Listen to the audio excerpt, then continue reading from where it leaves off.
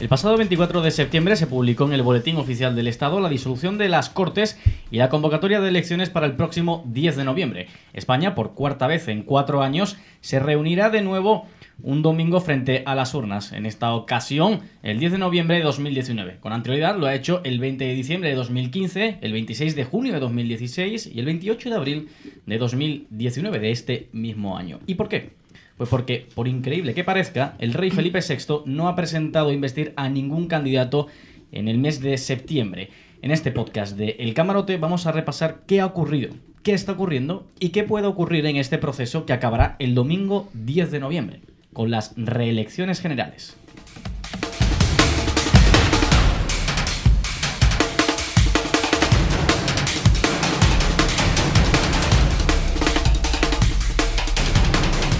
Sean bienvenidos a este nuevo podcast de El Camarote, nombrado 10N Reelecciones Generales, donde haremos un especial de 5 programas donde repasaremos la actualidad electoral de nuestro país, de España, porque por increíble que parezca vamos a unas nuevas elecciones. Voy a pasar a presentaros ya a quien comparte conmigo programa, quien comparte conmigo mesa, así que Nerea Larrinaga, muy buenas.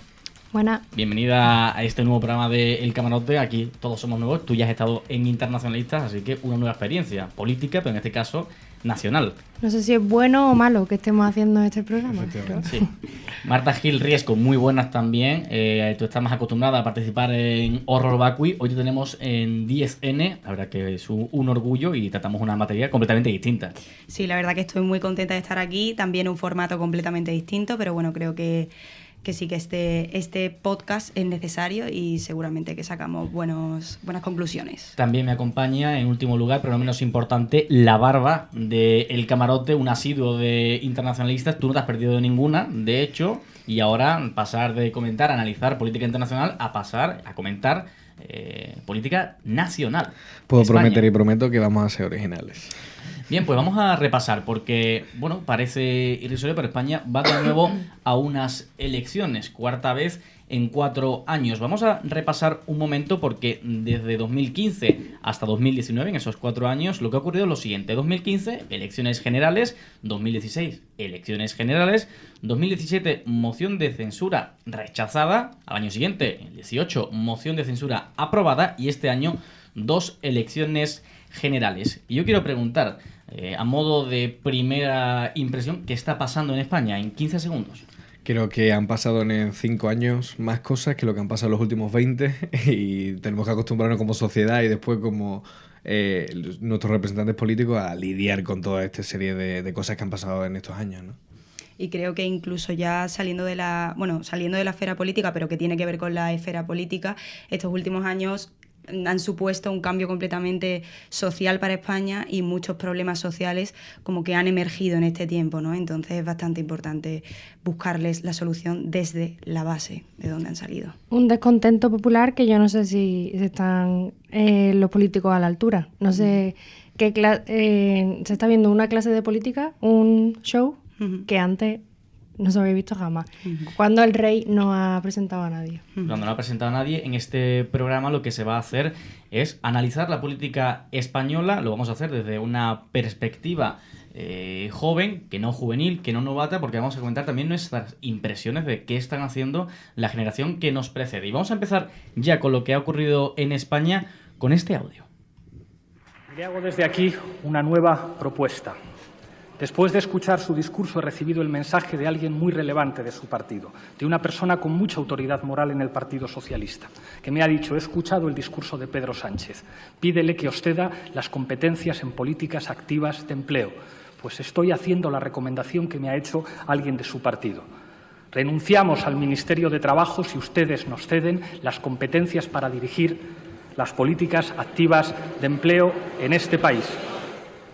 Dani, vamos a empezar contigo porque lo último que ha pasado, lo más reciente en esta intentona de tener un gobierno estable al frente de España fue las políticas activas de empleo, que a nuestro juicio fue algo muy sonado. La gente se preguntó qué es eso de las políticas activas de empleo y nadie ha explicado qué es esto que pretendía tener Pablo Iglesias en la investidura? Pues en la última jugada de Pablo Iglesias, la propuesta, como bien decías, de las políticas activas de empleo no son nada más y nada menos que, digamos, el conjunto de medidas que tiene el Estado a la hora de regular el mercado laboral. Ese sería el gran marco, ¿no? Las políticas de empleo. Pero las políticas activas son esas políticas de empleo destinadas a la creación de empleo, digamos, a la parte más activa. ¿Cuál fue el problema también y que fue muy acusado Pablo Iglesias por esto? Que es verdad que la mayoría de las competencias están transferidas a las comunidades autónomas.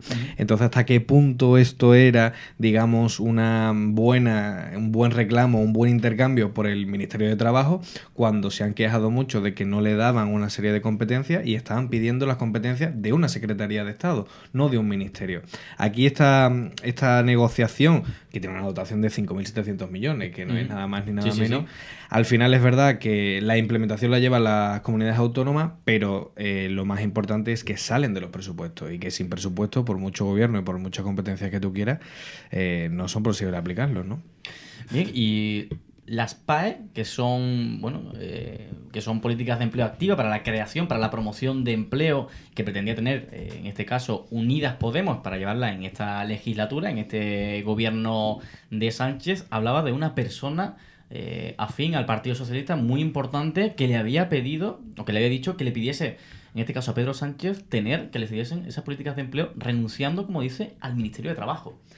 Podemos intuir de que se refería al presidente del gobierno Zapatero, porque es sabida la buena relación entre Zapatero y Pablo Iglesias, que suelen comentar, ellos dicen, temas de política internacional, nunca de nacional, y esa autorreferencia y esa necesidad que tiene Pablo Iglesias siempre de recordar en el público sus conversaciones privadas. Entendemos que fue José Luis Rodríguez Zapatero quien se lo decía, y que estas políticas al final, para que quien nos esté escuchando que esto es una política activa de empleo, pues estamos hablando, digamos, de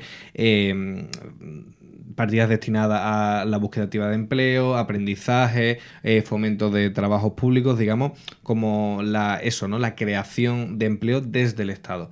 Y fue esa jugada, digamos, a última hora. Sí es verdad que Izquierda Unida pide un receso a la mesa del Congreso para negociar esto último que había propuesto Pablo Iglesias, pero la mesa del Congreso, presidida por el Partido Socialista, no acepta y la votación sale negativa para el candidato. En este caso por la presidenta Batet, la presidenta Correcto. del Congreso, por Meritxell Batet. Y mi siguiente pregunta, esa renuncia del Ministerio de Trabajo, ¿por qué fue tan significativa? ¿Por qué era una moneda tan fuerte?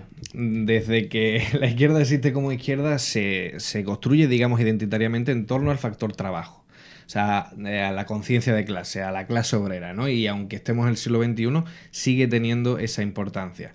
Entonces es verdad que ahí la afiliación del PSOE con UGT y por otra parte, digamos, del Partido Comunista aquí en Izquierda Unida, aquí en Unidas Podemos, más por comisiones obreras, el Ministerio de Trabajo sigue teniendo una carga simbólica a nivel de la filosofía de la izquierda, y también a la hora de después devolver y, digamos, a sus votantes decir, mira, son los problemas de la clase, de la conciencia, los que estamos tratando y lo que hemos pedido porque es lo que de verdad nos importa. O sea que realmente lo que estaban diciendo era, dejamos esta moneda tan fuerte o este simbolismo tan fuerte para la izquierda, para un partido como Unidas Podemos, a cambio de, según decía Pablo Iglesias, además en otras intervenciones públicas que hacía, a cambio de yo principalmente salirme de esta negociación, porque él se daba, lo vamos a ver, pensaba que era el principal escollo para la formación de gobierno y, por ende, o sea, con el fin de crear gobierno, él dice, renuncio al Ministerio de Trabajo para meterme con estas políticas con las políticas de activación de empleo.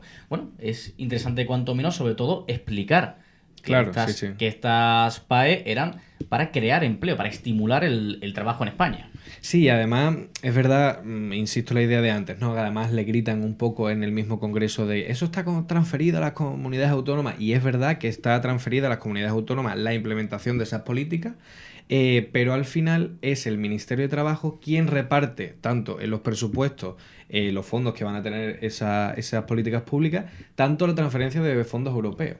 Entonces digamos que hace más de timón el Ministerio de Trabajo que realmente de dirección y de implementación de este tipo de políticas. Entonces no se entiende, insisto en lo de antes, de que no quisieran ciertos ministerios porque era convertir secretarías generales en ministerios y al final acaba pidiendo una Secretaría de Estado. Estamos diciendo que lo que le pedía las políticas activas de empleo era, una competencia compartida en este caso, donde, para hacer la metáfora, para hacer el ejemplo aterrizado, el gobierno central es el legislador y las comunidades autónomas son las ejecutoras de estas leyes. Sí, digamos eso, ¿no? el reparto a nivel presupuestario se hace desde el presupuesto nacional, pero van a ser las comunidades autónomas quien decidan cómo implementarlas, cómo transformarlas en partidas de formación, partidas de empleo público o otro tipo de series, digamos, destinadas a el fomento de la creación de empleo, ¿no? Bueno, yo creo que no hay nadie que nos esté escuchando que no sepa cómo ha llegado Pedro Sánchez hasta el sillón de Moncloa. Ha llegado pues por medio de una moción de censura. La primera que tuvo éxito en España. En España ha habido 4 mociones de censura en la historia de nuestra democracia. En 1980, Felipe González le hace una moción de censura a Adolfo Suárez, rechazada. 7 años después, Antonio Hernández Mancha al propio Felipe González, hace muy poco, recientemente. Pablo Iglesias a Mariano Rajoy en 2017, que fue algo más simbólico que serio, pero aceptado incluso por ellos. Y la única que fue aprobada el 1 de junio de 2018. Nerea Larrinaga, ¿cuáles son los precedentes más inmediatos en la política española? Pues si intentamos poner orden en todo lo que ha pasado en los últimos meses, hay ciertas dificultades. Entonces, si os parece, empezamos en las últimas elecciones, ¿no? El 28 de abril. Sorprendió la alta participación. Se dice que el factor que movilizó más fue el miedo que había a la irrupción por primera vez en nuestro Parlamento de la ultraderecha, ¿no? Eso movió incluso a jóvenes que venían diciendo todos los datos que eran el factor de aparte de la sociedad, que más costaba levantar del sillón, ¿no? Llega el PSOE con 123 escaños, gana, y bueno, una euforia en Ferraz, no sé si os acordáis. Sí. Pero ya también los primeros toques de atención, ese con Rivera, ¿no? Con Rivera. Que Cierto. Esa misma noche ya se encargaba Pedro Sánchez de decir, bueno, o sí, porque decían, no vamos a poner cordones sanitarios. Ahí calmaba las masas, ¿no? Para que se haga una idea, la audiencia, eso de que la población se activa para participar en las anteriores elecciones, antes, en las 2 últimas, se estaba moviendo un 64 o 66% de la población que iba a votar. Las últimas fueron de un 77%. Fue algo impresionante. Sí. Y bueno, a partir de esa noche eufórica en Ferraz, el PSOE presenta a Podemos en todas sus declaraciones como socio preferente, decía en todo momento. Pero desde un primer momento las negociaciones parecían no ir bien, ¿no? Algo fallaba. Y mientras Podemos insistía en el reparto de sillones y quería ese gobierno en coalición, Sánchez no paraba de poner ejemplo a Portugal y de hablar de, ¿por qué no?, la posibilidad de un gobierno minoría, pero que Podemos apoyara desde fuera. El famoso gobierno de cooperación. Sí, además este proceso de negociación, de ministerios, de gobierno de coalición, cooperación, socios preferentes, además paralizó la investidura de ciertos gobiernos autonómicos, en este caso forales. Estoy hablando del caso de Navarra, donde una diputada, en este caso, que era la de Unidas Podemos, que era el voto que necesitaban para desbloquear la situación política de la Comunidad Foral de Navarra, bloqueó esa investidura. Luego ya de repente todo el país miraba a esa señora, ¿no? Sí. Todo el país está pendiente de la Comunidad Foral de Navarra, porque fue una negociación que no solo repercutió a lo estatal, sino que bajó encima a lo autonómico en este caso. Además, ella se le escapó en unas declaraciones más vale tarde de que dependiendo de cómo saliera el reparto del ministerio, ella votaría en un sentido u otro. Es una cosa que se le escapa en un momento, que ya fuera más verdad o más mentira. Eso es el desafortunado. Efectivamente, como se dice ahora. Y en el mismo momento, si Sánchez abogaba por ese tipo de gobierno, Pablo Iglesias por lo otro, Casado, lo escuchamos, abogaba por la unión de la derecha frente a esa izquierda que veía como amenaza, ¿no?, que cada vez más fuerte. Que explique aquí por qué hemos basado esa propuesta siempre en la unión entre los partidos que no querían que gobernara la izquierda y mucho menos con los nacionalistas. Que eso nos hubiera dado un aumento significativo de la representación parlamentaria. Nuestro objetivo es que tenemos que unirnos para ganar, que tenemos que ganar para poder gobernar y que solo gobernando podremos unir España. Claro, Casado estaba preocupado por organizar a la derecha, pero es que Rivera se negaba a esa España Suma, ¿no? Y él, Albert Rivera, seguía insistiendo en la necesidad de imponer el 155 y parecía seguir encontrando la cuestión catalana su... Principal, angular. Sí, su carta, ¿no?, a jugar. Retomamos con Sánchez Iglesias, empezaron a llover críticas y más críticas, sobre todo a Sánchez, pero también mucha parte a Iglesias. Y estamos estamos en verano y surge la crisis del Open Arms, ¿no? No sé si recordáis, Carmen Calvo diciendo, bueno, pero es que España no tiene la obligación de aceptar. Ahí quedó un poco el ejecutivo de Pedro Sánchez retratado, porque os acordáis el momento que llegó al gobierno y llegó el Aquarius. Sí. Como no acordarse. No acordarse. Lo que pasa es que también nos salieron las declaraciones, que también las dijo, de las negociaciones que habían tenido tanto ella como Pepe Borrell en el Consejo de Europa y en la Comisión Europea para hacer efectivo el reparto, ¿no? O sea que a veces también lo que se dice, lo que sale, de lo que hablamos, y después la realidad es un poco todo confuso. Claro. Y que ya era otro momento político. La verdad que ahora en 10N, en elecciones generales, vamos a hacer un repaso desde todas las aristas, a este camino que nos llevará al domingo de noviembre del 11º mes de 2019 con unas segundas elecciones en un año. Pero me va a parecer muy interesante el análisis desde la comunicación política que vamos a hacer, porque además, eso que ya entraremos en otro programa, pero cómo han ido apareciendo y desapareciendo distintos líderes políticos de la plana, dependiendo de si las negociaciones estaban avanzadas, desavanzadas, si se enfriaban, si se calentaban. En Twitter había WhatsApp, ¿no? ¿De dónde está X? ¿Dónde está? Lo acabas de nombrar. ¿Dónde ha estado Pablo Casado tanto tiempo? Y ahora sale incluso con otra imagen. Se deja una barba. Eso tenemos que hablar. La presentación de campaña para estas elecciones de Vox ha sido completamente distinta. Nos fijamos cómo visten los políticos ahora de Vox y visten de una forma distinta, de una forma más renovada o menos formal. Entonces, ese análisis de comunicación política que ya digo que estará, va a ser muy interesante. Vamos a nombrar de pasada, porque este podcast es más de repaso general de qué nos encontramos a día de hoy. Nombraremos los distintos lemas que tenían en 28 de abril y ahora en 10 de noviembre, pero me parece interesantísimo ese análisis que tenemos que hacer. Todo cuenta, sí.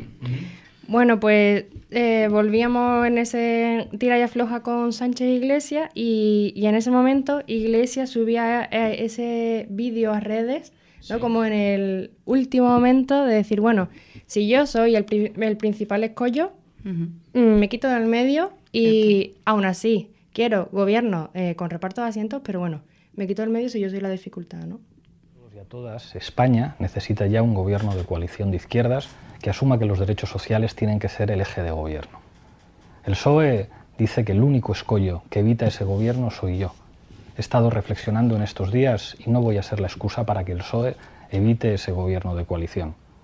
Mi presencia en el Consejo de Ministros no va a ser el problema siempre y cuando el PSOE asuma que no puede haber más vetos y que la presencia de Unidos Podemos en el próximo gobierno tiene que ser proporcional a los votos y que la propuesta lógicamente la va a hacer Unidas Podemos. He trasladado esto a Pedro Sánchez y he pedido a Pablo Echenique que traslade al Partido Socialista nuestra voluntad de negociar ya un gobierno de coalición de izquierdas, un acuerdo integral. Pero a Sánchez no le valía tampoco esa jugada de última hora, que se quitara del medio no le convencía, llegado a donde estaban ya las negociaciones. Yo no sé ni si se lo esperaba realmente. O sea, yo creo que ahí fue un poco farol Pedro Sánchez en el sentido de no se va a echar atrás y al final creo que muchos nos llevamos la sorpresa cuando Pablo salió y dijo no, oye, si que es verdad, yo soy un problema, me voy. Sí, es cierto que ahí Pablo Iglesias hace un movimiento desde lo que es la ciencia política muy inteligente, de quitarse en medio y al final dejar como se dice, ¿no? El dicho al pie de los caballos a Pedro Sánchez, en este caso su administración, diciendo, bueno, ahora ¿cuál es la línea de actuación? El juego maquiavélico de este proceso de negociación ha sido interesantísimo. Sí. O sea que no vamos a tener todo el tiempo que nos gustaría para repasarlo, pero ha habido un juego maquiavélico increíble. Una tremenda telenovela, ¿no? Cada día había para echar rato. También el giro de Rufián, que pretendía ahora servir de mediador entre las partes cuando ERC, ¿no?, fue el grupo precisamente por el cual Sánchez no había llegado al gobierno la última vez. Sí, no se habían aprobado los presupuestos por culpa de Esquerra. Y yo aquí me gustaría recuperar una frase de José Antonio Zarzalejos, que hablaba el otro día de cómo el pirómano ahora se ha convertido en bombero, ¿no? Ese cambio que apuntaba Nerea del discurso, las formas y el contenido de Esquerra Republicana de Cataluña, ¿no? Cuando la gente nos referimos a Gabriel Rufián para la audiencia, bueno, quien no conozca a Gabriel Rufián es el diputado de Esquerra Republicana de Cataluña en el Congreso de los Diputados. Hay más, pero él es el portavoz, el más notorio, además, porque a nivel comunicación política también, él lo hace bastante bien, su abogada. Sí. Esquerra Republicana, hay partidos que no salen tanto con mayor representación que Esquerra Republicana. ¿Y por qué decían este cambio de Gabriel Rufián? Gabriel Rufián, para quien no se acuerde o para quien no lo sepa, también fue expulsado después de una gravísima polémica con Josep Borrell. Lo expulsó, en este caso, no fue Meritxell Batet, sino que fue la anterior presidenta del Congreso, sino que fue Ana Pastor. Y por eso dicen el cambio de papel de Gabriel Rufián, porque ahora tiene una postura conciliadora cuando antes estaba una confrontación directa, porque llamó poco menos que camorrista o mamporrero a Josep Borrell. Entonces eso es lo que ha desconcertado a mucha gente, el movimiento a nivel comunicación y de actuación de tanta gente al mismo tiempo. Sí, todo vale para reinventarse, ¿no? Totalmente. Pero llegaba el 10 de septiembre y se daban por acabadas las negociaciones. Ya se veía que aquello no podía seguir adelante. Aún así, Sánchez se seguía reuniendo, ¿os acordáis?, con colectivos feministas, ecologistas. Y ya muchos decían, bueno, pero este señor está haciendo campaña electoral sin avisarnos, ¿no? Que por lo menos nos lo diga formalmente. Y llegaba, como decías antes, José, el 24 de septiembre y acabándose ya los plazos se convocaban las nuevas elecciones. ¿Os acordáis de aquel discurso de Sánchez en el que sorprendía totalmente que es que no entonó ningún mea culpa? Dijo, bueno, es que lo he intentado por todos los medios, pero nos lo han hecho imposible. Y además no me deja de ser... Gobierno de coalición. Bueno, yo hoy podría ser presidente del gobierno y probablemente en el rótulo de que ustedes están presentando mi persona no pondría presidente del gobierno en funciones, sino un presidente del gobierno con plenas competencias. Pero fíjese, ese gobierno sería un gobierno de coalición donde el problema sería que pues tendría que haber aceptado, por ejemplo, que el ministro de Hacienda, el ministro de la Política Energética o el ministro que se encarga de las pensiones en nuestro país, de la Seguridad Social, fuera pues una persona del círculo cercano y de confianza del señor Iglesias con poca experiencia política o de gestión pública. Bien, yo sería presidente del gobierno y tengo que reconocerle que sería un presidente del gobierno que no dormiría por la noche. Que no dormiría por la noche, Dani. Sí, no dormiría por la noche si no fuera el todopoderoso presidente que aspiraba a ser, pero al final las cuentas son las que son. Le guste más a uno y le guste menos al otro, pero a mí sí me gustaría apuntar que la paradoja que hay en las negociaciones de las carteras, que están atascadas, que están en los medios, pero después la negociación programática estaba funcionando. O sea, el equipo de negociación de Unidas Podemos, que llevaba Ione Belarra, y el del PSOE, encabezado por la ministra de Hacienda, María Jesús Montero, funcionaba. Estaban sacando propuestas, medidas. O sea, lo que es política estaba saliendo hacia adelante. El problema estaba enquistado entre Pablo y Pedro y en los equipos negociadores, con Pedro, con Echenique y con Carmen Calvo a la cabeza, en los repartos de ministerios. Es decir, en el programa estaban saliendo las propuestas, pero en los ministerios no era igual, ¿no? Ocurre algo en la política cuando se están celebrando gabinetes que no tienen el interés mediático que tienen negociaciones. Eso suelen funcionar. Sí. Eso suelen funcionar. Afortunadamente digo que eso suelen funcionar porque ahí ya no hay el juego mediático de quién está por encima del otro, quién queda la opinión pública por encima del otro, porque en este caso estos gabinetes, el CIS no pregunta por ellos. Entonces, bueno, quedar mejor o peor no les interesa tanto, lo que les interesa es trabajar, porque al fin y al cabo ellos tienen una responsabilidad política. Entonces, bueno, se centran más en su trabajo, no importando quién esté delante.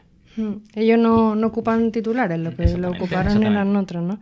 Y aquel tuit, ¿no?, de Pedro Sánchez en el mismo momento cuando decía que no dormiría, que se acababa el tiempo, que ya nuevas elecciones, cuando dijo lo de los españoles y españolas, ya hablaron, claro, en 4 ocasiones, eligieron avanzar con un gobierno progresista, pero ahora necesitamos que para el 10 de noviembre nos lo digan más claro, más alto. Bueno, era como casi que habíamos votado mal, ¿no? Que teníamos que lo habíamos hecho mal, que había que mejorar. Que era, ¿no?, nuestra segunda oportunidad para hacerlo bien. Para hacerlo bien, sí. De hecho, el análisis electoral es que Pedro Sánchez se presenta a estas elecciones sabiendo que va a ganar, y no solo que va a ganar, sino que va a sacar más votos. Cuidado que la última socialista que se presentó así en el Andalucía le salió rana la jugada. Sí. Y a lo mejor no ha bajado mucho a la tierra. Sí, pero estoy diciendo el análisis que le hace su equipo de gobierno. Sí. No estoy diciendo... Aguanta que vamos bien. Y bueno, luego llegaba el 5 de octubre, el día que Rivera elige para levantar el veto al PSOE y decir, bueno, el 11 de noviembre, por mí, España va a tener gobierno, ¿no? Al día siguiente de las nuevas elecciones, si yo, Rivera, me junto con Casado y encima Sánchez también se nos une, o sea, le estaba levantando ese veto al PSOE, no os preocupéis que yo voy a procurar que este país tenga gobierno. También, como decía antes, eso también es inteligente, ¿no? Estrategia política. La verdad que a nivel estratégico Albert Rivera es muy bueno. De hecho, en el Congreso de Diputados te diría que es de lo mejorcito que hay a nivel estratega político. ¿Por qué? Porque levantarle el veto a una persona significa que, como le decía, sale en declaraciones que le dice Núñez Feijóo a Pablo Casado, déjate de coaliciones y sal a ganar. Al final, Albert Rivera con esto está haciendo un poco eso, es decir, también salir a ganar, pero guardándose la carta por si no gana, porque los números no le dan. De hecho, los números le dan a Ciudadanos en este caso, que saca menos votos que lo que ha sacado en abril. Entonces, a nivel estratega, está abriéndole los brazos diciendo, bueno, yo estoy dispuesto antes incluso de que se hagan los resultados. Como estrategia política... Es oportuno. O lo mismo no quedaba otra después de la sangría de grandes representantes de Ciudadanos que se habían ido en verano por la posición tan radical que había mantenido Rivera, que también era para una vez lo que él había prometido en campaña, lo estaba cumpliendo. Pero analízalo desde un nivel comunicativo. Después de toda la sangría, todo el goteo de gente que se ha ido de Ciudadanos, curiosamente la gente del ala más liberal de Ciudadanos, Albert Rivera había quedado retratado como una persona que estaba virando un poco hacia el conservadurismo, que se estaba acercando un poco más al Partido Popular y ahora, abriéndole los brazos al PSOE, vuelve un poco a la posición que él siempre ha querido ocupar y ante la plana nacional está diciendo, bueno, yo no soy la persona que pensaba y yo realmente me abro a formar un gobierno con el PSOE. Entonces, a eso me refiero, que estratégicamente es muy interesante. Cuando además el PSOE también le están achacando esa postura cada vez más liberal, menos socialdemócrata, ¿no? Claramente yo creo que además está afianzando, ¿no?, un terreno para las próximas elecciones. Al final, quizás con esta estrategia que está llevando a cabo, que ha llevado a cabo, pueda recuperar votantes o incluso puedan pasar votantes de otro partido al suyo. Se está llenando el camino. Sí. Sí, pero sea la descontenta del partido, capitaneada por Toni Roldán, aplaudía, es verdad, ese cambio de posición, pero le decía, oye, que lo que habría que haberle pedido era políticas de empleo, de educación, de sanidad, de regeneración democrática, de conciliación familiar, y no otra vez el 155 y no otra vez los mismos temas manidos de querer liderar la derecha y no de querer liderar España, en palabras de Toni Roldán que hablaba así en su Twitter, ¿no? Quizás llegara un poco tarde, pero bueno, oportuno, desde luego, dado el momento y la situación. Luego, por otro lado, que no se nos ha olvidado, pero que también sigue Vox. Siguen ahí. Entre las fuerzas, pero la verdad, no parece que estén tampoco esforzándose demasiado por buscar nuevos perfiles de electores, ¿no? El discurso sigue siendo el mismo, nostálgico y... O sea, ellos no se han renovado, quizás en estética, pero... ¿Estrategia política inteligente u oportuna? Lo que habría que preguntarse es si su perfil de votante quiere renovarse. Exacto. Eso es lo que yo me preguntaría. ¿El perfil de votante de Vox quiere renovarse? Exacto. Pero comparado con la ultraderecha europea, que tantos analistas políticos han dicho que poco inteligente está siendo Vox, que no se está copiando de esa ultraderecha europea, que va un poquito más allá. O sea, qué suerte que nuestra extrema derecha sea más torpe, también te digo. Sí, sinceramente. Yo, mi examen es distinto en tanto en cuanto que dices, cuando hay tanta gente virando, cuando hay tanta gente cambiando el rumbo de sus barcos, Vox lo que ha preferido por mantenerse firme, mantener el vuelo, mantener el ritmo y decir, oye, nosotros no estamos cambiando, estamos siguiendo el plan que os dijimos en abril. En noviembre es el mismo plan. Entonces, esa gente que está desubicada, porque ahora lo veremos, en el CIS hay mucho desconcierto entre los votantes y Vox quiere aprovechar precisamente a ese perfil. Y bueno, que al final partidos conservadores son eso, conservadores, entonces tratan de evitar el cambio realmente, o sí, o sea, tratan de evitar el cambio por todo, o sea, intentándolo siempre. Y creo que si cambiasen de alguna forma, al final eso también perjudicaría a los votantes que ya tienen con ellos, porque los volverían a poner en una situación de desconcierto y de incertidumbre, ¿no? Ante ahora qué va a pasar. Entonces creo que sí, o sea, han hecho, a mí, en mi opinión, sí que han hecho bien manteniéndose como están hasta ahora, sobre todo por el perfil de votantes que tienen y el perfil de partido que son. Lo que tienen Nerea ahora son distintos lemas respecto a lo que tenían en abril. Sí, porque ante tal espectáculo parece que se está huyendo de hablar de medidas concretas y se está prefiriendo mostrar pues ideas más generales con las que se puedan atraer mayor número de votantes, ¿no? Como puede ser la idea de la nación y el factor de unión que se puede ser para los españoles. Entonces, bueno, parece que todo el mundo ha tenido la misma idea, porque sí, estamos un poco redundantes en esta campaña, ¿eh? España de repente es el concepto a defender. Ahora gobierno, ahora España, el PSOE, nuevo lema. España siempre, para Vox, por todo lo que nos une, para el PP. España en marcha, Ciudadanos. Más país, Errejón no se atrevió con lo de más España, pero bueno, más país también está ahí latente la idea. Tiene en cuenta el país. Recurrir a ese nacionalismo, a esa idea de nación, para atraer a esos descontentos, ¿no? A esas personas. Y recurrir tantas veces a la Constitución española, ¿no? Por parte de casi todos los partidos, cuando antes quizás en los discursos de partidos más de izquierda, como puede ser Podemos, no se había escuchado tanto. Entonces yo creo que ahí sí que están utilizando. Y es una cosa que hizo muy bien Pablo Iglesias en ese sentido en la última campaña, en los debates, poner la Constitución también para hablar de otros capítulos y artículos más allá del octavo del funcionamiento, digamos, del orden territorial, ¿no? Que la Constitución son también derechos sociales, temas de convivencia, no es solo el territorio, no es solo Cataluña todo el tiempo. Y eso me parece muy interesante, esa lectura, que creo que le salió bien, porque eso sí lo hace bien. Podemos, esa remontada a última hora de las elecciones con los debates, le suelen salir bastante bien.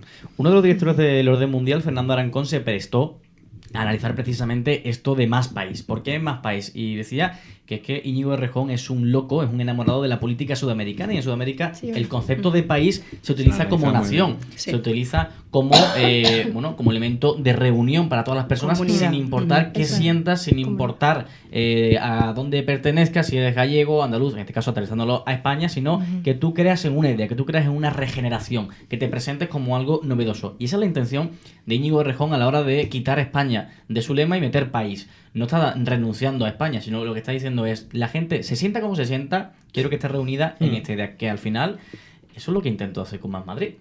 Sí, claro, no hemos hablado de Errejón y de su salto. Hablaremos. Tendremos tiempo para hablarlo. Sí, nada, pues eso, unos meses locos, y hemos terminado con un panorama político que tiene que intentar, por lo menos, explicar a los electores que no vale solo con que salga la mayoría de lo que ellos habían votado para formar gobierno, sino que juegan un papel otros factores. Y ahora eso va a ser complicado, movilizar a electores, ¿no? Para noviembre.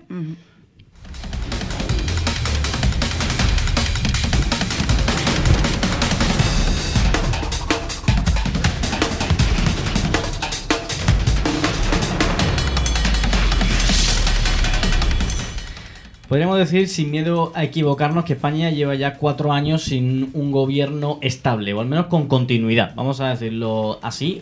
Marta, ¿esto cómo nos está afectando a nosotros como españoles, llevar tanto tiempo sin un gobierno estable? Bueno, principalmente, obviamente, afecta de una manera interna como país y también afecta internacionalmente. Y además una cosa que me parece curiosa que ocurre aquí en España es que vamos al contrario del mundo. O sea, hay otros países que luchan por la pluralidad política, ¿no?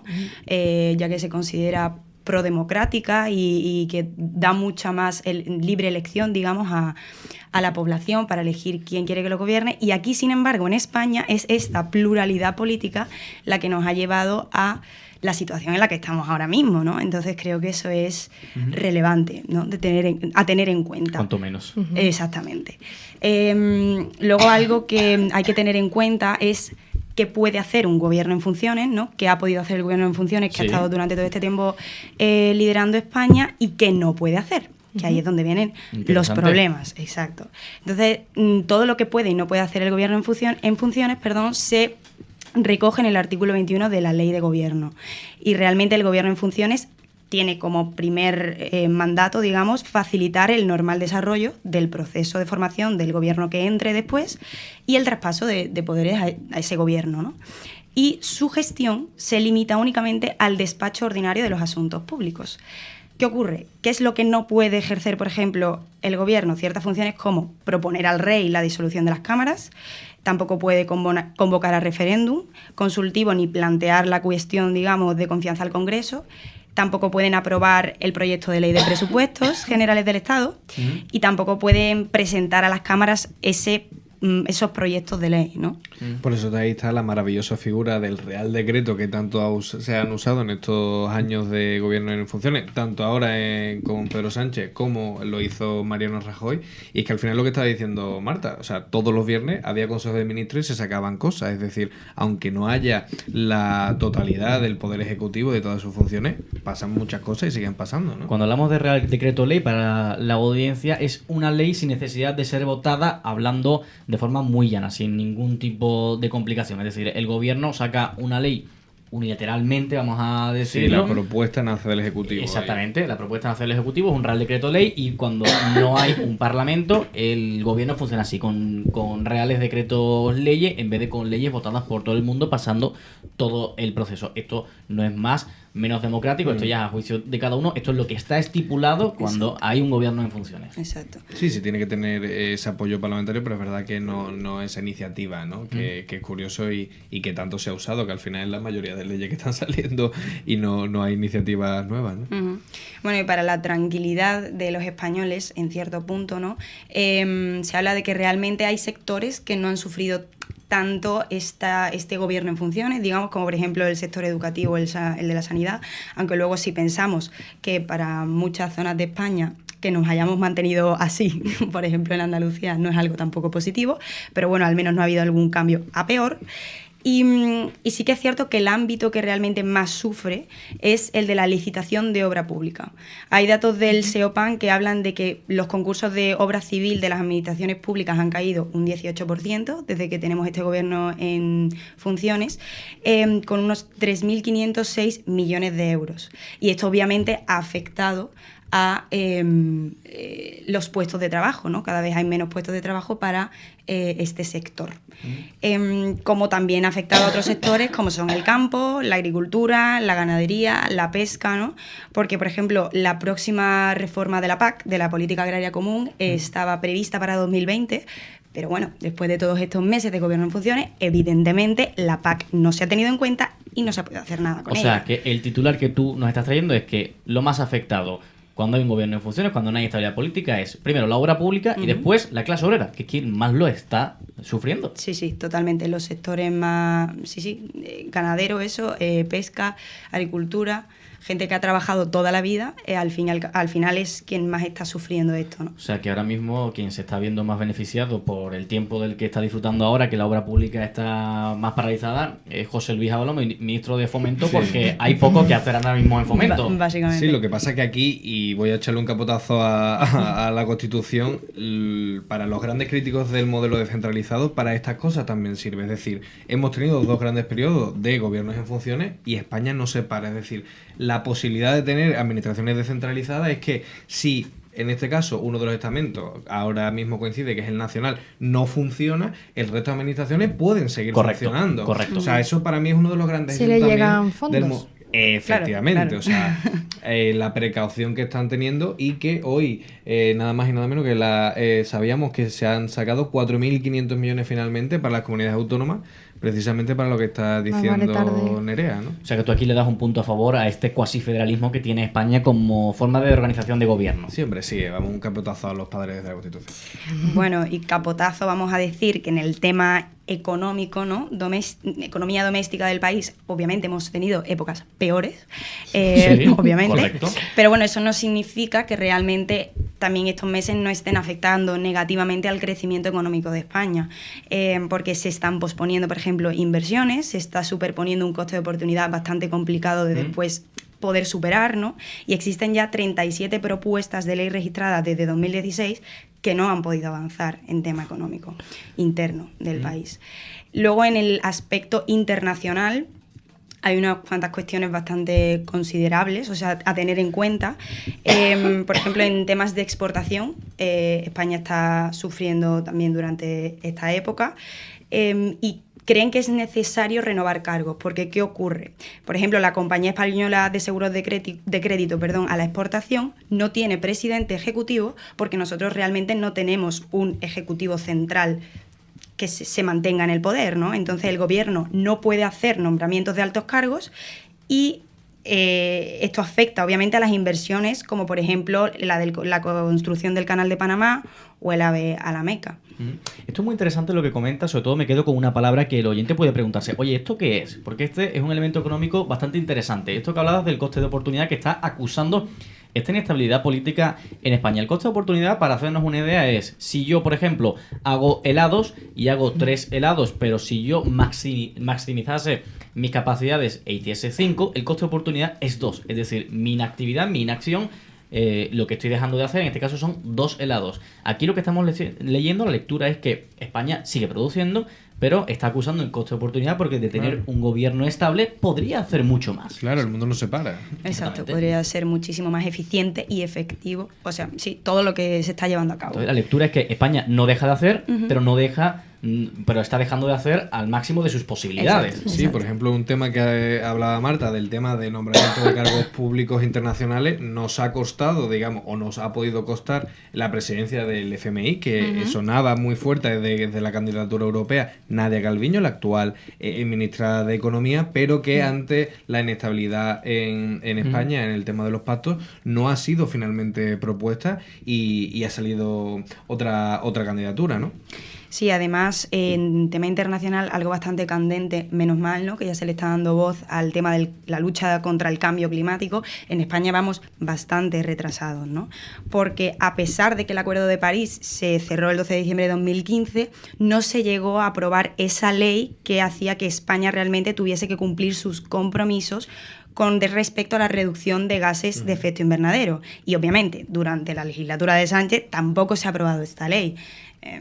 Claro, ya estamos tocando un tema internacional bastante relevante en la época en la que nos encontramos ahora mismo, que se ve en todos los medios de comunicación, y España, por una cuestión interna, no puede hacer nada o no está haciendo nada. Pero no ha faltado la foto de Sánchez con el colectivo. Exacto, ¿no? exacto.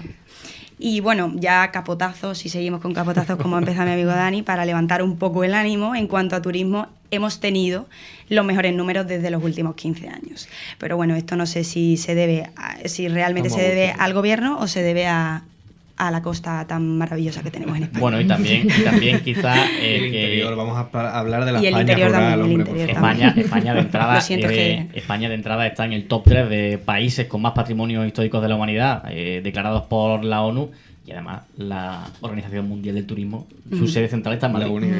Sí, aún así es cierto que hay proyectos también parados, obviamente, porque no hay un perfeccionamiento de los créditos bancarios, porque esa es otra. Los bancos, está claro que no van a arriesgarse en ningún momento hasta que tengan claras las regularidades que van a afectarles para bien o para mal, y eso no va a ocurrir hasta que tengamos un gobierno. Te voy a pedir, Marta, que cojas el bisturí y que le hagas una disección, que hagas una línea recta y me cuentes cuánto cuesta celebrar unas elecciones generales. El temazo. Bueno, esto es el Chan, tema. chan. Sí. Esto es el tema que creo que sale en todas las mesas de familia y en comidas entre amigos, que uno va tanteando, pero nada más y nada menos, según datos del Ministerio de Interior, de partida, solamente gastos de organización, va a ser el mismo presupuesto inicial que las de las últimas elecciones, de 138 millones de euros. Eso de partida, Casi organización, ¿vale? Bueno, ¿por qué? Porque bueno, hay que tener en cuenta que se pagan, por ejemplo, trabajos de correos para hacer llegar el voto, se tiene en cuenta la propaganda, se tiene en cuenta la impresión de papeletas, Fuerzas Armadas. se tiene en cuenta las Fuerzas Armadas. En las últimas elecciones estuvieron 92.000 ejecutivos de las Fuerzas Armadas, contando con Policía Nacional, local, Guardia Civil, etcétera.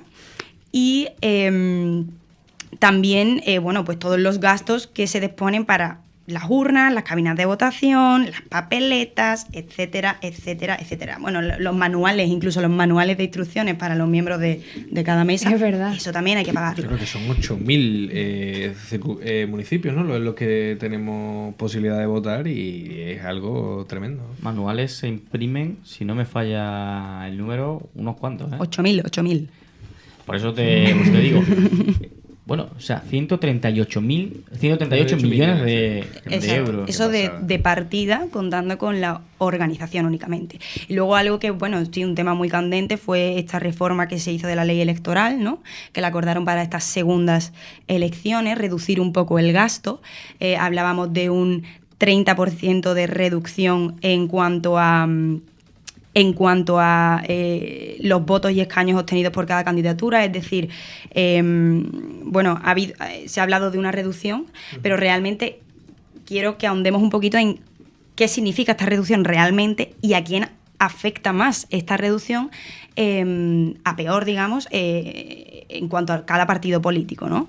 Porque, bueno, la modificación que se hizo fue de los apartados 1, 2, 3 y 4 del artículo 175 de la ley electoral, ¿vale?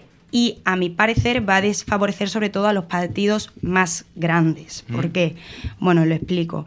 Realmente estas subvenciones, ¿vale?, van a ir creciendo o crecen en cuanto a los gastos que haga cada partido en actividades electorales, pero teniendo en cuenta el número de escaños que obtiene cada partido en el Congreso de Diputados o en el Senado. ¿Esto qué quiere decir? Obviamente los partidos más grandes que hay ahora mismo, como son el PP, el PSOE, han sido los que más escaños han conseguido. No sabemos qué ocurrirá en las próximas elecciones, pero bueno, España ha tenido bastantes oportunidades para que esto cambie. No sabemos qué va a ocurrir, y si sigue manteniéndose así, realmente, bueno, digamos que la regla de 3 le sale más cara a los partidos grandes que a los partidos pequeños, que al final parten siempre de un presupuesto bastante bajo, ¿no? Esto, vamos a hacer un inciso, este programa también se está grabando en vídeo y cosas del directo se nos ha fundido un foco, así que Marta, mientras apostillamos un comentario, te voy a pedir que le dejes al foco un segundo. Esto es lo que pasa, pero en el camarote somos honestos, y más en 10N, que lo que tenemos que hacer es un análisis,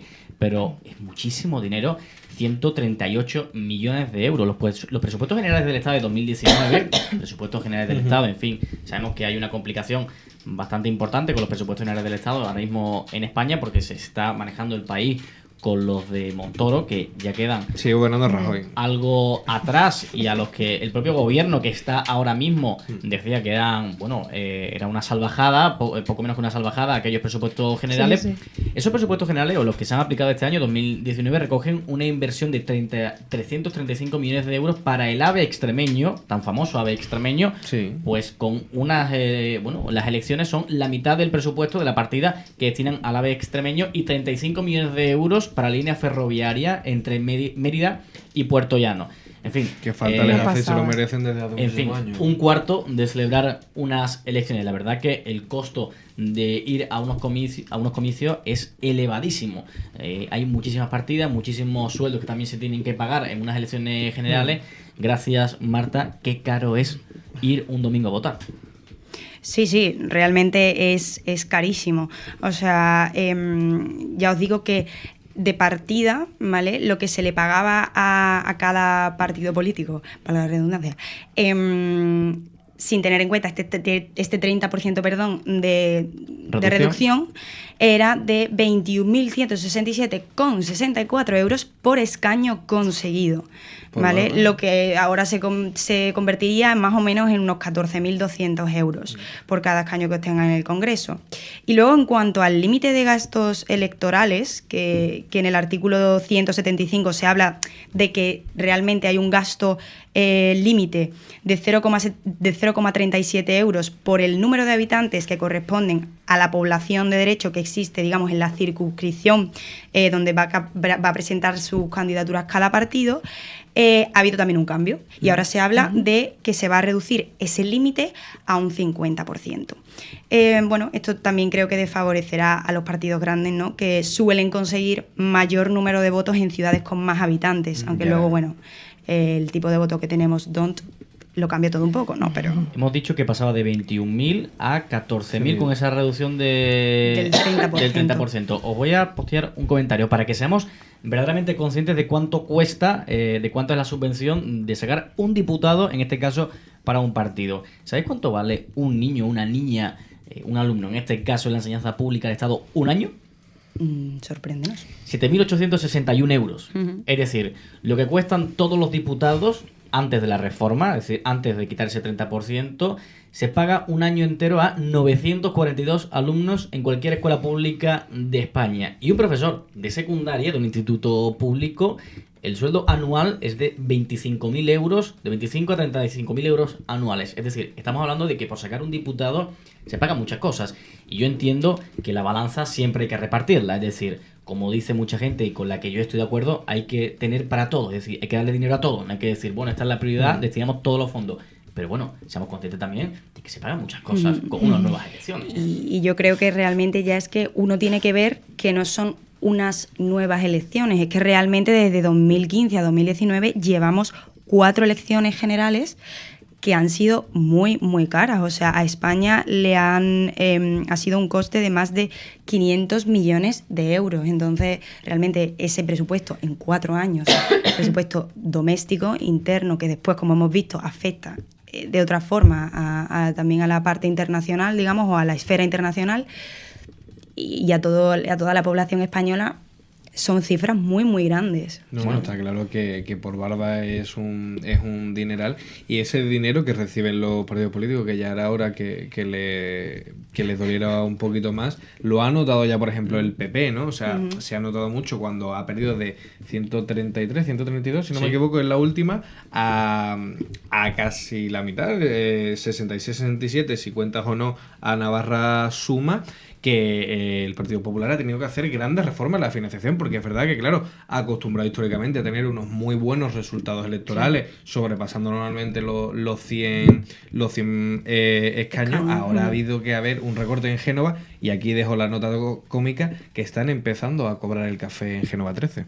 Sí, pero yo quería hacer un apunte antes de pasar al siguiente tema, y es que estas elecciones generales que se han llevado a cabo durante 4 años, el gasto paga el metro, paga la línea de metro de una gran ciudad. El de Sevilla costó 600 millones de euros, es decir, Sevilla como gran ciudad española, y porque estamos grabando este podcast en esta ciudad, pero quiero decir, el metro de Sevilla, que es una buena infraestructura, una bastante buena obra, se paga con este proceso de inestabilidad política. Pero lo más importante, lo que más puede ser analizado, y sobre todo me temo que lo que más va a dolerle a la gente, ¿cuánto cobran los diputados desde que no hay gobierno? ¿Cuánto cobran los diputados desde que no hay gobierno? Bien, bueno, todas estas fuentes vienen a partir de un escrito, ¿vale? De un documento que se llama Régimen Económico y Ayudas de los Señores Diputados. Cualquier persona puede acceder a ellos, digamos, así que están al alcance de todo ciudadano de a pie. Pueden hacer fact-check desde Exacto. casa si quieren. Y además es importante saber que, bueno, pues supongo que como cualquier otro puesto de trabajo, el sueldo de los diputados y los senadores, su asignación económica se ve recogida obviamente en un régimen jurídico, que también pues tienen derecho a subvenciones, también ayudas, perdón, no subvenciones, indemnizaciones, ayudas, etcétera, etcétera, ¿no? El artículo 71.4 de la Constitución española y los artículos 8.1 y 8.2 del reglamento del Congreso de los Diputados serían este régimen jurídico que los ampara, ¿no? En la Constitución española se habla de que los diputados y senadores perciben una asignación fijada por las respectivas cámaras. Y en el reglamento del Congreso de los Diputados se habla de que los diputados percibirán una asignación económica que les permita cumplir eficaz y dignamente su función. Me ha parecido relevante destacar esto, porque ahora veremos si, cuando conozcamos las cifras, si realmente no deberían cumplir eficazmente y dignamente su función con el dinero que obtienen, y tendrán igualmente derecho a ayudas, como ya os he comentado, franquicias, indemnizaciones por gastos que sean indispensables para el cumplimiento de su función, etcétera, etcétera, etcétera. Entonces, como base, constitucionalmente, la asignación idéntica para todos los diputados es de 2.981,86 euros al mes, base. asignación Haya o institucional. no gobierno. Haya o no gobierno. Sí, estos datos, además, no lo he dicho, son los últimos datos que se han subido del mes de julio, últimos días del mes de julio. O sea, después ya no se han subido ningunos datos, así que sí, ha sido durante este gobierno en funciones. Y, bueno, a esta asignación se le añaden complementos, ¿no? Como ya hemos hablado antes. Pero, además de esos complementos, se les añaden otros en función de la función que tenga cada diputado. Ya pueda ser por ser miembro de la mesa, ya puede ser por ser miembro de la Junta de Portavoces, por ser miembro de la Cámara o por ser miembro de alguna comisión. Eso sí, no son acumulables los de cada grupo. Estaría bueno. A ver, no quiero ahondar mucho en el tema porque es un documento extenso y que realmente es algo que se necesita ver, ¿no? Pero así, para explicarlo un poquito por encima para los oyentes, existen 10 cargos diferentes, ¿vale?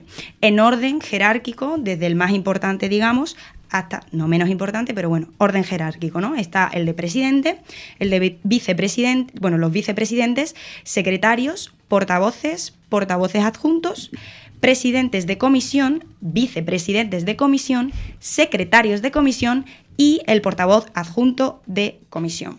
Entonces, esto, como ya he dicho, está jerarquizado y los complementos se dividen también jerárquicamente, ¿no? En 3 cargos, o sea, son los miembros de la mesa, gastos de representación o gastos de libre disposición. Los que están en la parte alta de la pirámide, digamos, cuentan con esos 3 cargos. El presidente tiene los 3 y creo recordar que los vicepresidentes también tienen estos 3 cargos. Luego ya como que van restándose cargos cuanto se baja la pirámide. Entonces, por ejemplo, complementos a miembro de mesa van desde los 3.200 y pico de euros para el presidente hasta los 1.000 euros para los secretarios, ahí como que para. Ya de los secretarios para abajo no hay complemento miembro de mesa, porque no pueden serlo. Gastos de representación desde 3.537,11 euros para el presidente hasta 790 euros para el portavoz adjunto de comisión, que sería el último.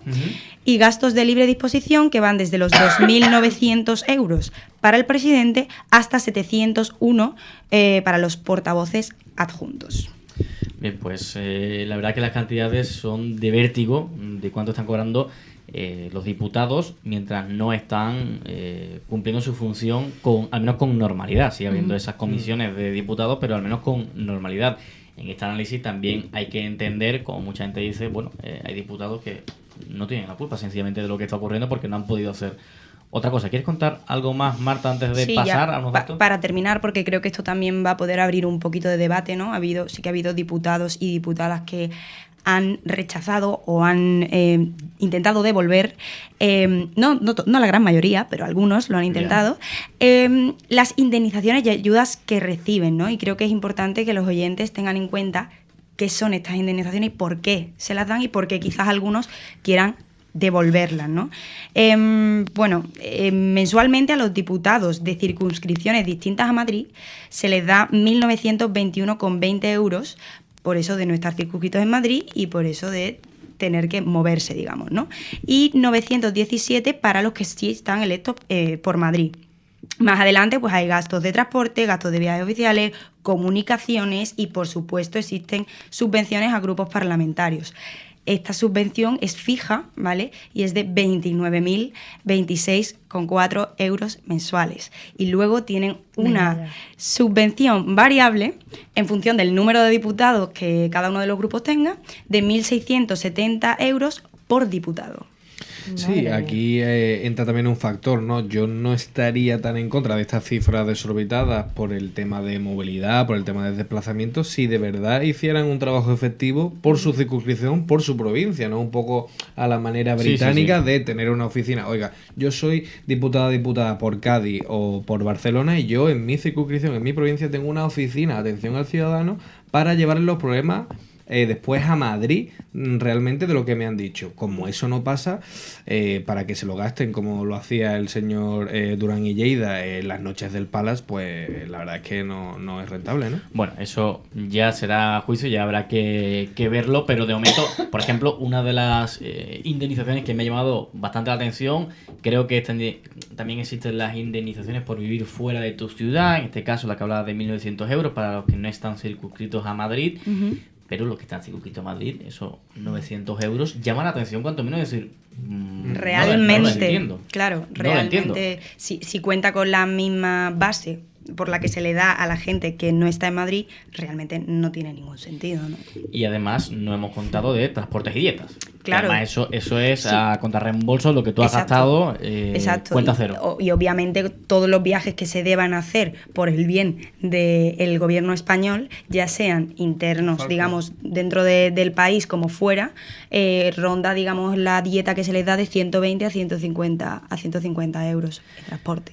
Bueno, pues antes de ir cerrando ya y de comentar el panorama actual, yo voy a comentar unos datos del último barómetro del Centro de Investigaciones Sociológicas, del CIS, del tan polémico CIS últimamente, porque bueno, se le ha acusado casi de todo, ¿no? Pero del último barómetro he cogido varias preguntas. Voy a empezar por las 6, sobre todo para que maduremos estos datos, que está viendo las respuestas, van de muy buena, buena, regular, mala, muy mala, no sabe, no contesta o nada. Vale. Y dice, exactamente, dice, refiriendo a la situación política general de España, ¿cómo calificaría esta situación? Bueno, pues mala, el 34% de las personas. Muy mala, el 29% de las personas. Regular, el 28%. Buena, el 4%. Y muy buena, 0%. Nadie cree que la situación política de España es 0. Voy a comentar otro. Cuando quiera me cortáis para comentar uno. Pero la pregunta que sigue, la 7, es que ¿cree usted que la situación política actual de España es mejor, igual o peor que hace un año? Igual el 54%. Peor el 30%. El 10% mejor y no sabe el 3%. Es decir, gente que se encuentra desubicada. Es que es claro y manifiesto el descontento de la población, pero también lo apuntaba Nerea al principio, ¿no? Y también lo que decía Marta de... hemos votado mal, señores diputados y diputadas. ¿Hemos hecho mal nuestro trabajo ciudadano? ¿O es que su trabajo es el de ponerse de acuerdo en función a cómo hemos repartido? O sea, los ciudadanos no votamos pactos, no votamos coaliciones, votamos una representación y un reparto, y son ustedes los que deben hacer su trabajo y ponerse de acuerdo. Y es que se está haciendo política a golpe de elecciones, ¿no? Pero bueno, sí, con una elección vale, y como dicen, ¿no? Hay que vosotros sois los que tenéis que trabajar por poneros de acuerdo, no a base de elecciones y elecciones. Sí, yo creo que es que, obviamente, la encuesta del CIS es necesaria para ver el descontento de la población española en general, pero es que sales a la calle, sacas el tema, incluso la gente que menos se ha querido siempre meter en política está enfadada y está molesta y está preocupada. La gente joven, yo hablo con compañeros en la universidad y me sorprende, ¿no?, que este periodo, desgraciadamente por haber sido un periodo negativo para España, al final les ha despertado esa curiosidad por la política, esa curiosidad por cambiar lo que está pasando en España, pero bueno, al final ha tenido que ser un poco a base, pues eso, de cosas negativas, ¿no? Pero sí, que realmente es un sentimiento generalizado, yo creo que en todas las generaciones. Y bueno, creo que coincido, que menos mal que coincidimos todos en que muy buena no ha sido, 0. O sea, hablamos de partidos. ¿Cómo calificaría usted la gestión del gobierno del PSOE? Regular 38%, buena 20%, mala 21%, muy mala el 10% y muy buena el 1%. La del PP. Si gobernara el PP, gobernaría mejor, igual o peor. Peor el 46%, igual el 33%, mejor solo el 11%. ¿Y Ciudadanos? O sea, ni sus propios votantes, digamos, apoyan eso. sí. Y Ciudadanos, 45% peor, igual 29%, mejor el 10%. Y en el caso de Podemos, peor 46%, igual 28%, mejor 10%. Es decir, que parece que todo el mundo, excepto la gente del PSOE, porque es la que está gobernando, entiende que todo el que venga detrás lo haría peor. Pero es que, recordemos, es que lo que reina es el regular que se le da al PSOE del 38%. Esto provoca sobre todo un desinterés. Y algo más de la mitad de los españoles que están llamados a las urnas tienen claro que irá a votar el 10 de noviembre. El 56% solo tiene claro con total seguridad, con total rotundidad, que irá a votar. El otro 44 no lo tiene claro. Cuidado con la abstención y la desmovilización de estas elecciones. Eso iba a decir yo, me da mucha pena, ¿no? Escuchar a gente, ya sea de la edad que sea, que por cansancio, por ya decir no sirve para nada mi voto, decida no votar. Y realmente es que así no estamos consiguiendo nada. O sea, al fin y al cabo, este derecho a voto que tenemos, nuestras anteriores generaciones se lo han currado y mucho para que nosotros lo tengamos a día de hoy. Eso es lo primero, ¿no? Un respeto, pienso yo, y aprovechar lo que tenemos, y que luego el cambio es social, realmente. Los cambios siempre han venido socialmente hablando. Entonces, cuidado con la abstención y cuidado con el voto en blanco también, porque... Has apuntado muy bien lo que iba a comentar ahora, que la siguiente pregunta, y aquí quiero meter y enlazar con la parte que ahora va a comentar Dani, para hacer un repaso ya y cerrar con lo que se viene ahora, con la actualidad, esta pregunta que viene a colación para comentar brevemente de pasada algo que vamos a entrar, la última aparición en la primera plana de la política española, que es Íñigo Errejón y su partido o su plataforma Más País, porque dice, suponiendo que mañana se celebrasen elecciones generales, es decir, al Parlamento español, ¿a qué partido votaría usted? El 10% no votaría y el 12% no lo sabe. Aquí hay un electorado muy grande. El 30% es para el partido de Pedro Sánchez, para el PSOE, pero es que si sumas no votaría, no lo sabe, es un 22%, bastante interesante para estos partidos que emergen, que todavía no saben si crean satisfacción, si crean confianza en la ciudadanía, porque es su primera bola, por así decirlo, que van a jugar en esta partida, y también el movimiento es interesante. Y antes de comentar la actualidad, esta última pregunta, que me parecía también interesante, dice, sin ningún compromiso por su parte, ¿me podría decir por qué partido siente usted más simpatía? Porque, bueno, al final quería hacer una cuestión de filias y por ninguno, el 57,1% de las respuestas. Es decir, ¿Ninguno? Es que aquí hay un partido por ninguno. El PSOE 9, el PP 5, hablo de porcentajes. Ciudadanos 4, Podemos 1 con 8, Izquierda Unida 2. Otro partido 4 con 3. Aquí metemos a todos los autonómicos, todos regionalistas. Yo creo que estas cifras representan muy bien este problema de que ahora vamos cambiando y vamos probando diferentes votos y diferentes partidos. Es que realmente hay parte de la población que piensa que, bueno, que una persona que ha votado siempre al PSOE jamás va a cambiar de opinión y jamás va a cambiar, digamos, de ideología, y va a pasar a Ciudadanos o incluso a Podemos o incluso a Más País. Entonces creo que aquí esta incertidumbre debe ser algo preocupante para los partidos en sí. Son cambios que se van a dar socialmente y es como una nueva etapa gracias a esa pluralidad, digamos, pero como muy bien has dicho tú, José, uniéndolo al tema de Errejón, creo que incluso a él le va a beneficiar todavía más, porque si quizás hubiese sacado este partido las elecciones pasadas, creo que no habría tenido para nada el impacto que probablemente tenga en las próximas. Naturalmente ha aprovechado una coyuntura muy favorable. Y Dani, vamos a comentar el panorama actual. Vamos a repasar, como ya ha dicho Nerea antes, los lemas. Ahora gobierno, ahora España, Partido Socialista, España siempre de Vox, por todo lo que nos une del Partido Popular, España en Marcha, que nos suena mucho, el de Ciudadanos, Más País, de Errejón, y Podemos, Unidas Podemos, el que no ha sacado nada, pero ha sacado una campaña bastante interesante de analizar, que se llama Verdades Incómodas. No sabemos si este es el lema electoral que va a utilizar el partido de Pablo Iglesias e Irene Montero. Lo que decía era, unos carteles donde citaba a gente,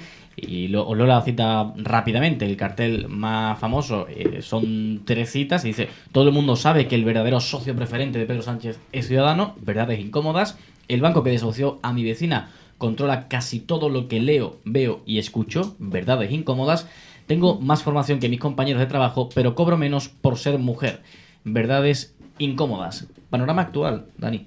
Pues se abre, no deja de ser curioso que a cada elección que tenemos, desde las del 2015, se suman como mínimo un actor político más, que no es poco, ¿no? La gran expectación está evidentemente en torno a la plataforma que capitaneada en este caso por Íñigo Errejón, ¿no? Que lo hemos hablado mucho porque también no se nos puede olvidar que hasta la saciedad dijo no me voy a presentar, no me voy a presentar, no me voy a presentar, y esta semana pasada, cuando era entrevistado en las ondas de Carne Cruda, explicaba así por qué había decidido cambiar de opinión y presentarse a las elecciones generales de las Cortes Españolas. Bueno, porque ha cambiado la situación en España y porque corremos el riesgo de que la derecha movilice a toda su gente y, sin embargo, haya mucha gente progresista que esté harta, esté cansada, esté defraudada o crea que la política ya no tiene que ver con la vida cotidiana de la gente, sino que tiene que ver con la vida de los partidos, con las negociaciones, con los grupos de WhatsApp, con quién escribe a quién, con quién llama a quién, con quién se fía de quién. Cuando la política empieza a divorciarse de la vida cotidiana de la gente, pues la gente empieza a divorciarse de la política. Si eso pasa... Esta me parece una frase muy importante, ¿no? De ese divorcio entre la política y la gente y la política, ¿no? Creo que va a ser un poco la idea de cómo va a entrar Más Madrid en este nuevo escenario político. Vamos a ver hasta qué punto es exitoso también, porque aquí se abre, y esto se puede debatir más o menos también, la posibilidad de si Más País va a ser, digamos, la nueva plataforma verde, porque les recordamos a nuestros oyentes de que el partido ECUO, que es el partido ecologista con más potencia a nivel español, ha decidido, según sus bases, que se va a presentar con la plataforma de Más País, como también lo ha hecho el Partido Nacionalista Valenciano, Compromís, y como lo ha hecho también la Xunta Aragonesa. No ha sido al final posible esa unión en Andalucía, ni en Cataluña, ni en Galicia, pero bueno, digamos que la intención, o eso es lo que dice Íñigo Errejón, es no presentarse allí donde no sea seguro que va a poder sacar representación para no, digamos, fastidiar y no perjudicar al voto progresista de izquierda. En los próximos programas, ya para ir cerrando, para presentarles un plan a la audiencia de lo que vamos a hacer, 10 de octubre ya ha salido el primer programa, que es este que están escuchando en sus oídos. El siguiente es el 25 de octubre, 1 de noviembre, 5 de noviembre, y el final, el remate final será un directo de la noche electoral con posterior podcast donde contaremos lo que nos ha parecido el resultado electoral, y vamos a ir repasando programas. Vamos a hacer previo a la precampaña, es decir, el previo del previo. Vamos a ir viendo por dónde se está moviendo el mapa electoral, pactómetro, pactómetro que se está viendo, pero siempre desde una postura analítica, desde la postura más neutral posible, más objetiva posible, intentando hacer análisis y sobre todo conocimiento, política de la didáctica, que es para lo que estamos aquí. También vamos a analizar el fenómeno Más País, pero por ninguna filia en especial, sino porque vamos a aprovechar este fenómeno mundial que ya se está expandiendo cada vez más, el fenómeno de plataformas, no de partidos, y vamos a meterle el bisturí a esto de las plataformas, que son cómo se están presentando partidos que tienen distinto nombre, pero que se unen por una idea, es decir, un partido no partido. Esto tan raro que le suena a la gente, para el siguiente programa, para el del 25 de octubre, ya le estaremos analizando y estaremos diciendo cómo funciona esto de las plataformas. Así que nada, ya vamos a ir cerrando. Voy a despedir. Nerea Larrinaga, muchas gracias por estar aquí, por contarnos todo el background que ha traído este 10 de noviembre, y te espero ya para el 25 de octubre. Te emplazo para entonces. A vosotros, ha sido súper interesante. La barba de El Camarote, Daniel, gracias por hablar del panorama actual de lo que son las políticas activas de empleo, algo que creo que ha faltado. Yo lo he echado de menos a la hora de que alguien explicase qué es esto, y a mí saber que son unas competencias compartidas para la activación de empleo en España me parece más que suficiente para que la audiencia sepa qué son estas políticas activas de empleo. Pues carricasco y Gabón, nos vemos en el siguiente programa. Nos vemos ya para el 25 de octubre, aunque tú sigues pasando por internacionalista comentando otra política, quizás más espinosa y menos agradable a veces. Marta Gil Riesco, gracias por comentarnos todo lo económico que conlleva estas elecciones. Te emplazo ya para el siguiente Horror Vacui y, por supuesto, para el siguiente 25 de octubre, que será este segundo 10N reelecciones generales. Un placer, José, siempre estar aquí, y más con estos profesionales que nos acompañan en la mesa. Bueno, pues muchas gracias también a la audiencia que nos da la oportunidad de escucharnos en este tipo de programas, que apoya El Camarote. Pero antes de despedirnos, Marta, me quiero quedar contigo simplemente para que digas dónde se escuchan estos podcasts y toda la actualidad de la NAO? Bueno, los podcasts los podéis escuchar en 2 plataformas, iVoox, buscando El Camarote, y Spotify, perdón, si buscáis en la sección podcast de Spotify también con el nombre de El Camarote. Luego tenemos nuestra web en la que subimos todo el contenido de la NAO, que no solamente es podcast, sino también artículos y también fotoreportaje, en lanao.com.es, y todas las novedades que vayamos subiendo las iremos colgando en nuestras redes sociales, Instagram y Twitter, lanaocom. Pues gracias por confiar en El Camarote, gracias por confiar en 10N Reelecciones Generales, gracias por estar aquí a los 3 y ya nos escuchamos para el 25 de octubre. Sean felices.